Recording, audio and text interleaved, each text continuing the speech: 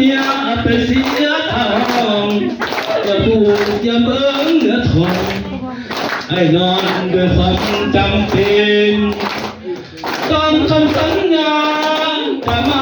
หาเมียให้เป็นแต่แล้วไม่เลื่อนจำเป็นเห็นใจเป็นวันยืนคำสัญญาจะมาหาเมียให้เป็นแต่แล้วไม่เลื่อนจำเป็นเห็นใจเป็นวันยืนเธอเมียไปเสียเขาต่อไปนี้ไม่ขอคุณจะบ่ทำอีกแล้วนะอมุน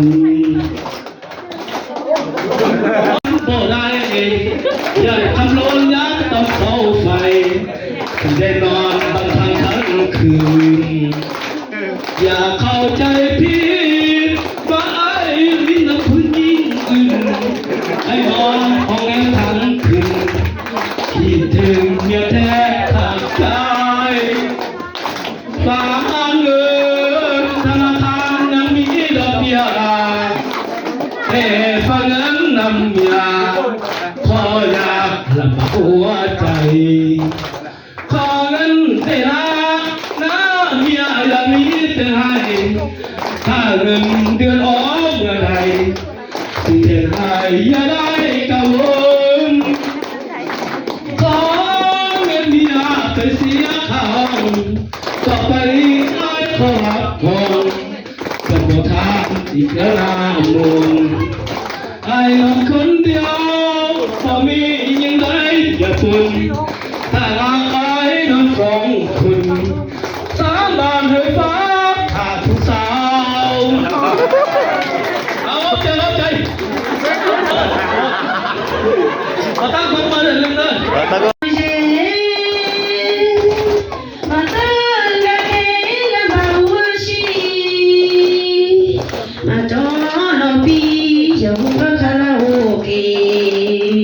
โอเกะได้ไหมHãy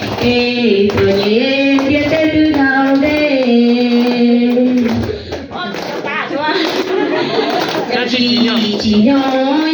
để không bỏ